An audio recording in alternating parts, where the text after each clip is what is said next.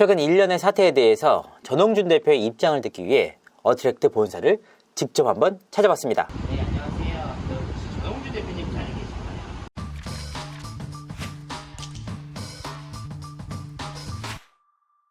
시청자 여러분 안녕하세요.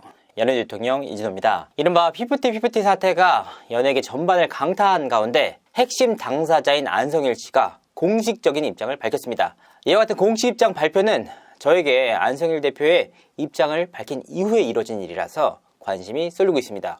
이번에는 단순히 주장뿐만이 아니라 카톡 자료까지 공개하는 초강수를 뒀습니다. 최근 일련의 사태에 대해서 전홍준 대표의 입장을 듣기 위해 어트랙트 본사를 직접 한번 찾아봤습니다. 네, 안녕하세요. 혹시 전홍준 대표님 자리 계신가요? 네, 안 계세요?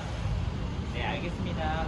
직접적인 만남은 이루어지지 않았는데요. 그래서 부득이 관계자들에게 연락을 해서 사실관계를 따져봤습니다. 그래서 관련 자료를 하나하나 따져가면서 어떤 부분이 쟁점이 되는지 짚어드리도록 하겠습니다. 이번에 그 카톡 자료가 얼마나 믿을 수 있는 걸까요? 일단 카톡 자료니까 그 자료만큼은 명확한 팩트다.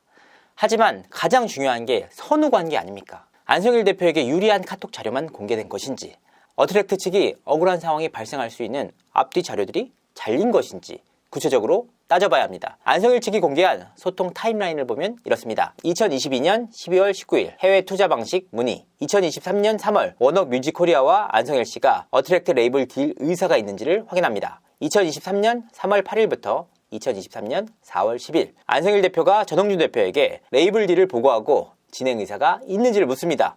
그러자 전홍준 대표는 안성일 대표에게 구조를 잘 짜야 할 텐데 2023년 4월 10일 직후 안성일 대표는 워너뮤직코리아 측에 당사자들끼리 세부 내용을 논의하고 또 권유했다. 2023년 5월 9일 워너뮤직코리아에서 전홍준 대표에게 연락을 취합니다. 레이블 딜 방식 중에 하나인 바이아웃을 논의하기 시작했다.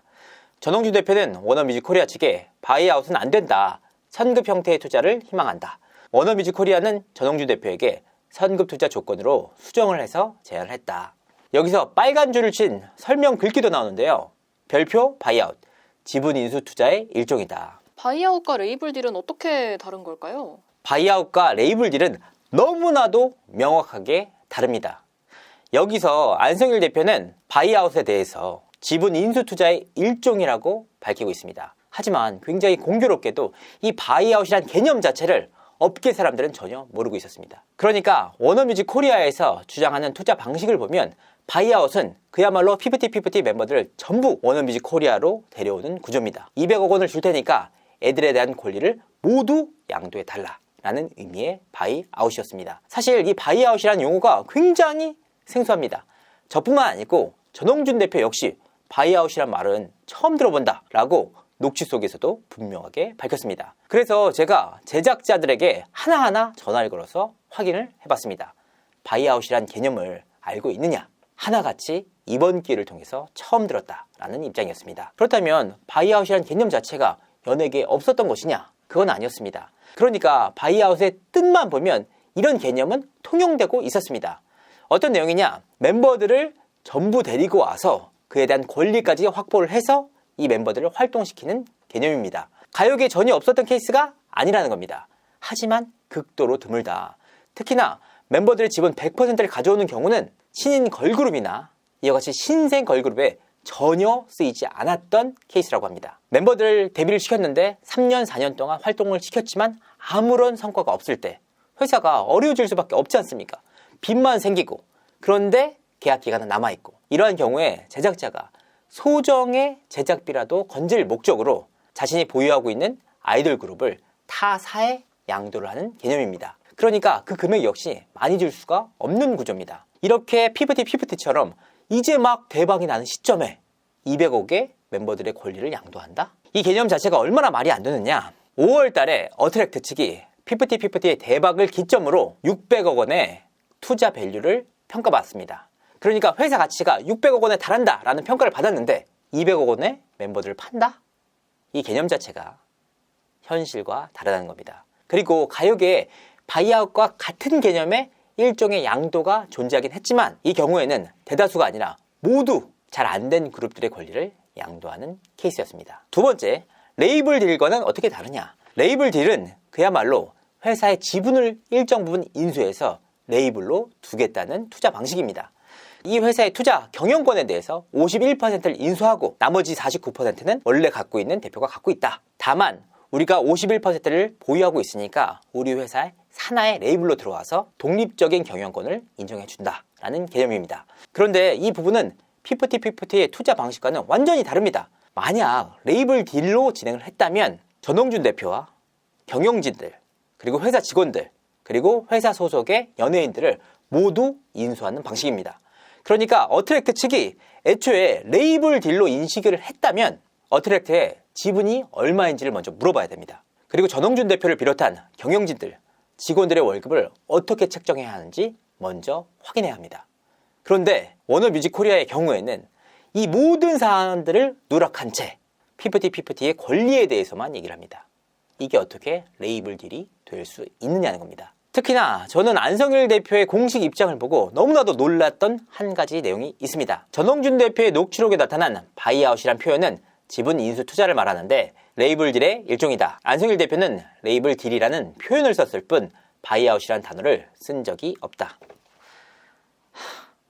이 말이 얼마나 공허한 말인지, 대체 이 표현을 누가 썼는지 진심으로 묻고 싶습니다. 그러니까 안성일 대표는 바이아웃이란 단어 자체를 언급한 적이 없다라는 의미입니다. 그렇다면 워너뮤직코리아는 바보입니까? 안성일 대표가 바이아웃이라는 단어를 언급하지 않았을 뿐이지 피프티피프티의 멤버들의 권리를 100% 가져가는 조건으로 얘기를 했기 때문에 워너뮤직코리아 측에서 바이아웃이라는 단어를 언급한 겁니다. 만약 레이블 딜이었다면 앞서 말씀드렸다시피 어트랙트의 지분이 어떻게 책정이 되는지, 그리고 얼마의 가치가 있는지부터 확인을 하고 전홍준 대표와 직원들의 월급을 먼저 확인해야 합니다. 이 모든 사안들이 다 누락된 상황에서 피프티피프티의 권리에 대해서만 얘기를 한다? 그러니까 이 자체가 통상적인 레이블 딜로 볼 수도 없다는 겁니다. 어트랙트가 자금난에 시달렸다고 많이들 얘기하던데 네, 이 부분이 안성일 대표의 공식 입장에 고스란히 녹아 있었습니다. 안성일 대표는 피프티피프티 앨범 제작 기간 동안 극심한 스트레스와 고통에 시달렸다. 전홍준 대표가 유통사 인터파크로부터 받은 선급금을 제작비에 제때 투입하지 않았고 약속된 시기에 자금이 집행되지 않아서 파트너사에게 제작비 지급이 연체 체납되어 결국 데뷔까지 늦어졌다. 맞습니다. 어트랙트 측이 극심한 자금난을 겪은 것은 분명한 팩트입니다. 그러니까 전홍준 대표가 본인의 시계와 차까지 팔아가면서 그리고 노모의 노후생활비까지 털어가면서 투자를 한 거 아닙니까? 그리고 그 어려웠던 시기는 단 3개월이었습니다. 2023년 1월부터 2023년 3월까지였습니다. 3월 20일 피프티피프티의 큐피트가 빌보드 차트 인을 하면서 그 모든 상황들이 역전되게 됩니다. 그래서 전홍준 대표는 다시 투자금을 마련해서 3월 30일 이후에 그동안 밀렸던 모든 금액을 청산해 줍니다. 그러니까 늦긴 늦었지만 안성일 대표는 그간에 연체된 자금들을 모두 확보할 수가 있었습니다. 그러니까 안성일 대표는 3월 31일부로 모든 자금을 되돌려받았다라는 내용을 누락했습니다. 특히나 이 부분에서 강조한 내용이 인터파크로부터 받은 선급금을 제때 투입하지 않았다는 겁니다. 그런데 이 부분 피프티피프티 멤버들이 주장하는 내용과 맞닿는 부분이 있습니다. 사실 안성일 대표 입장에서는 제대로 돈이 들어오지 않아서 어려움을 겪었다라고 얘기를 하면 끝입니다. 그런데 안성일 대표는 굳이 인터파크로부터 받은 선급금이 제때 투입되지 않았다라고 짚고 있습니다. 아니, 안성일 대표가 무슨 상관이 있습니까? 사실 외주 용역 업체 입장에서는 어떤 돈이 들어와도 그냥 돈만 들어오면 되는데 그 돈의 출처를 굳이 인터파크의 투자금이라고 짚습니다. 왜? 다른 돈이 들어와도 상관이 없는데. 그 외주 용역 업체가 전혀 고려할 사안이 아닙니다. 정말 광고 계약권을 덕이버스 B사가 누락을 한 걸까요? 이번에 다시 한번 쟁점이 되는 또 하나의 사안 중에 하나가 바로 광고 누락건입니다. 사안은 이렇습니다. 5월 19일 날 더 기버스 측은 광고 제안 한 건을 받습니다. 아이웨이 업체로부터 들어온 광고 계약건인데요. 이 부분은 TV데일리에서 공개한 단독 기사를 통해서 확인이 됩니다. 피프티피프티 전 용역업체 뉴진스급 광고 제안도 거절했다. 피프티피프티의 멤버들과 소통을 담당한 더 기버스의 B 이사는 지난 5월 19일 오후 광고섭외 관련 전화를 받았다. 파격적인 금액이 담긴 조건을 제시했다. A씨에 따르면 당초 어트랙트의 전홍준 대표와 통화를 통해서 관련 이야기를 나눌 예정이었다. 하지만 전홍준 대표는 미국 에이전시들과 계약을 위해서 같은 날 18일 출국한 상태로 연락이 닿지 않았다. 곧 B이사의 연락처를 수급해 전화를 걸었지만 대화를 나눌수록 황당했다. A씨는 B이사의 말이 멤버 친구가 아파서 언제 돌아올지 모른다라고 하더라. 알려진 내용이었기 때문에 복귀 시기가 언제쯤일지 물었지만 계속해서 모른다라는 답만 돌아왔다. 치료를 받는 중이기 때문에 하반기까지 기다려줄 수 있다. 그때라도 광고 촬영을 진행하면 안 되냐라고 물었지만 안 된다라는 게 B이사의 입장이었다. 자, 여기서 중요한 것이 과연 이 제안을 전홍준 대표는 알았을까? 기사를 보고 알았다고 합니다. 두 번째 문제, 여기서 만약 피프티 측이 광고 제안을 받아들였다면 어떤 문제가 생길까? 앞서서 제가 말씀을 드린 바가 있었습니다. 가수가 계약 기간 도중에 계약을 일방적으로 파기할 목적으로 계약상의 내용을 위반한 경우에는 가수는 제1항의 손해배상과는 별도로 계약 해지 당시를 기준으로 직전 2년간의 월 평균 매출액에 계약 잔여 기간 개월수를 곱한 금액을 지급해야 한다. 하지만 가수의 대중문화예술 용역 기간이 2년 미만인 경우에는 실제 매출이 발생한 기간의 월 평균 매출액에서 잔여 기간 개월수를 곱한 금액을 위약벌로 기획업자에게 지급을 한다. 그러니까 위약벌 액수도 커질 수밖에 없는 상황이다.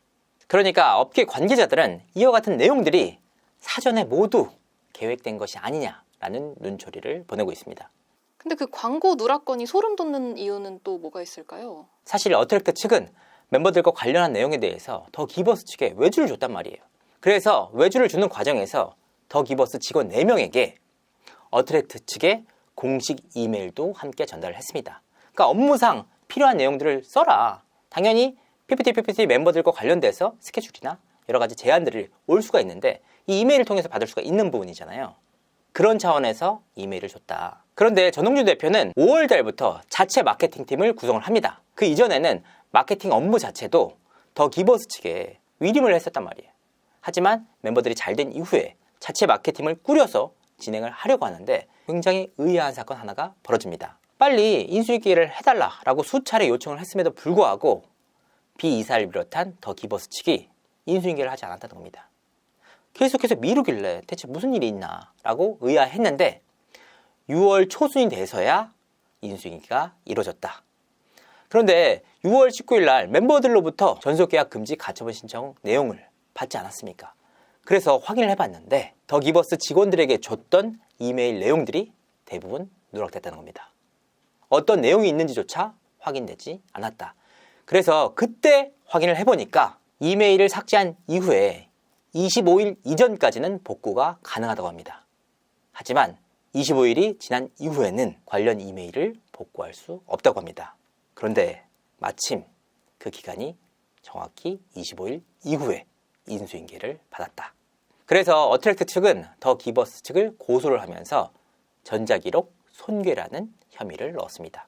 바로 이와 같은 이유 때문입니다. 그 25일이 사전에 기획된 것인지 아니면 공교롭게도 날짜가 맞아 떨어진 것인지 확인할 길은 없습니다. 다만 분명한 사실은 관련 이메일들이 대부분 삭제돼서 어떤 스케줄이 있었는지 어떤 제안이 들어왔는지조차 어트랙트 측은 확인할 수가 없는 상황이다. 여기서 더 중요한 것은 어트랙트 측이 더 기버스 측과 외주 용역 계약을 맺으면서 이와 같은 내용이 계약서에 있었다고 합니다. 업무상 관련 내용에 대해서 갑 측에 사전에 확인을 한다. 하지만 광고 계약건을 비롯한 이메일 건을 보더라도 전홍준 대표는 관련 내용을 확인할 수가 없었다고 합니다. 안성일 대표의 공식적인 입장과 함께 카톡 자료가 나온 가운데 그 내용 안에서도 모순이 발견되고 있습니다. 자, 이제는 멤버들이 나설 차례입니다. 대체 어떤 입장을 갖고 있는지, 안성일 대표와는 어떤 상황인지 공식적으로 밝혀야 대중들도 그간의 의혹들을 거두고 멤버들을 응원해 줄 수 있지 않을까 생각합니다. 이상으로 이진호였습니다. 감사합니다.